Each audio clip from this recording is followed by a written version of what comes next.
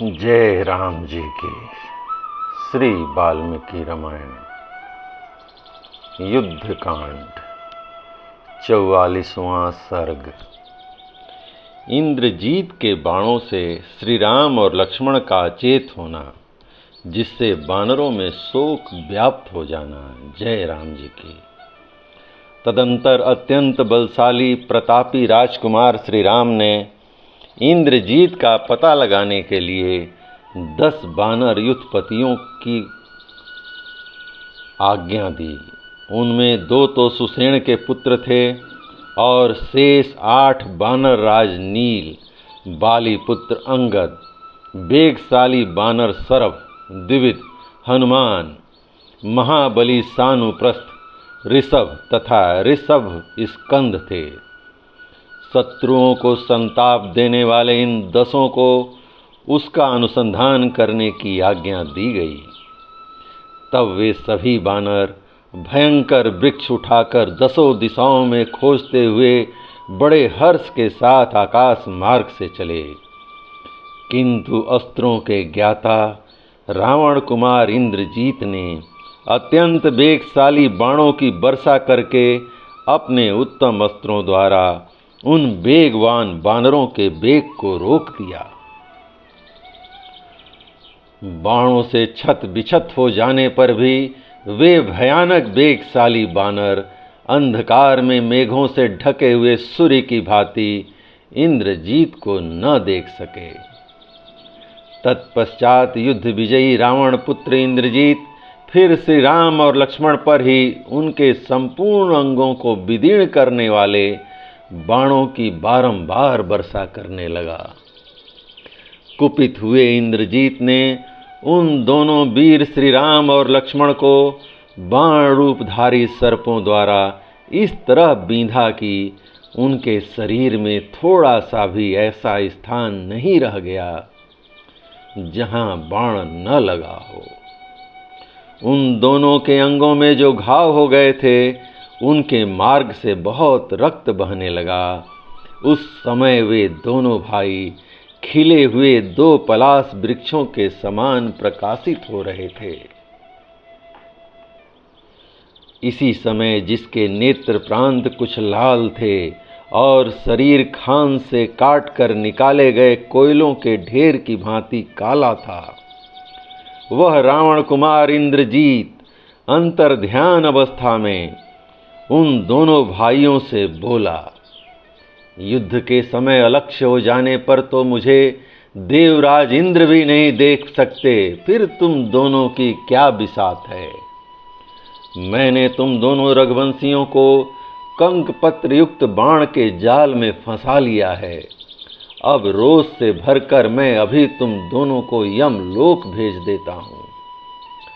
ऐसा कहकर वह धर्म के ज्ञाता दोनों भाई श्री राम और लक्ष्मण को पहने बाणों से बींधने लगा और हर्ष का अनुभव करते हुए जोर जोर से गर्जना करने लगा। कटे छटे कोयले की राशि के समान काला इंद्रजीत फिर अपने विशाल धनुष को फैलाकर उस महासमर में घोर बाणों की वर्षा करने लगा।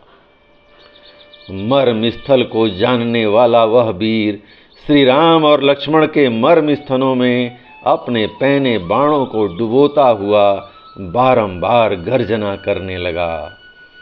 युद्ध के मुहाने पर बाण के बंधन से बंधे हुए वे दोनों बंधु पलक मारते मारते ऐसी दशा को पहुंच गए कि उनमें आंख उठाकर देखने की भी शक्ति नहीं रह गई। वास्तव में यह उनकी मनुष्यता का नाट्य करने वाली लीला मात्र थी। वे तो काल के भी काल हैं, उन्हें कौन बांध सकता है। जय राम जी की। इस प्रकार उनके सारे अंग बिंध गए थे, बाणों से व्याप्त हो गए थे। वे रस्सी से मुक्त हुए देवराज इंद्र के 2 ध्वजों के समान कंपित होने लगे। वे महान धनुर्धर वीर भूपाल मर्म स्थल के भेदन से विचलित हुए कृशकाय हो पृथ्वी पर गिर पड़े। युद्ध भूमि में वीर सैया पर सोए हुए वे दोनों वीर रक्त से नहा उठे थे।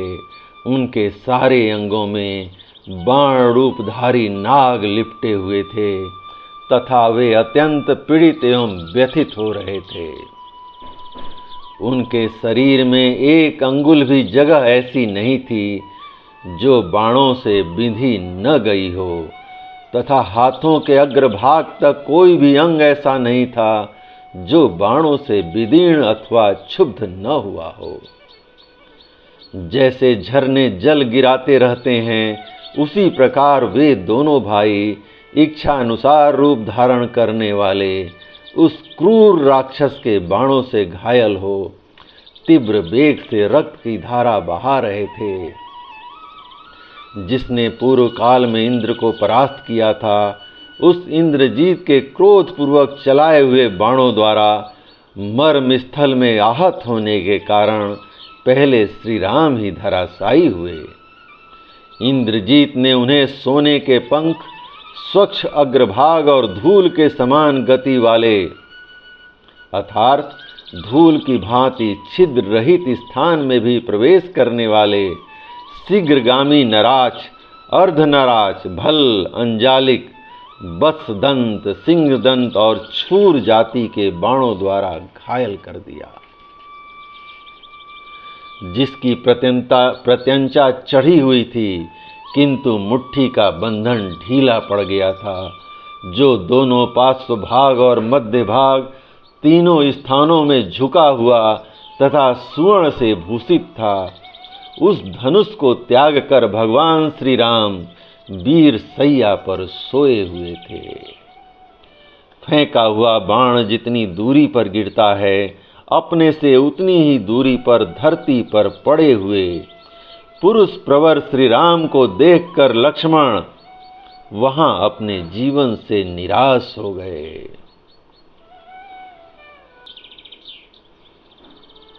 सबको शरण देने वाले और युद्ध से संतुष्ट होने वाले अपने भाई कमल नयन श्री राम को पृथ्वी पर पड़ा देख लक्ष्मण को बड़ा शोक हुआ। उन्हें उस अवस्था में देखकर वानरों को भी बड़ा संताप हुआ। वे शोक से आतुर हो नेत्रों में आंसू भरकर घोर आर्तनाद करने लगे। नागपाश में बंधकर वीर सैया पर सोए हुए उन दोनों भाइयों को चारों ओर से घेरकर सब वानर खड़े हो गए। वहां आए हुए हनुमान आदि मुख्य वानर व्यथित हो बड़े विषाद में पड़ गए। जय राम जी की। इस प्रकार श्री वाल्मीकि निर्मित आर्ष रामायण आदि काव्य के युद्ध कांड का 45वां सर्ग प्रभु श्री राम की कृपा से पूर्ण हुआ। जय राम जी की।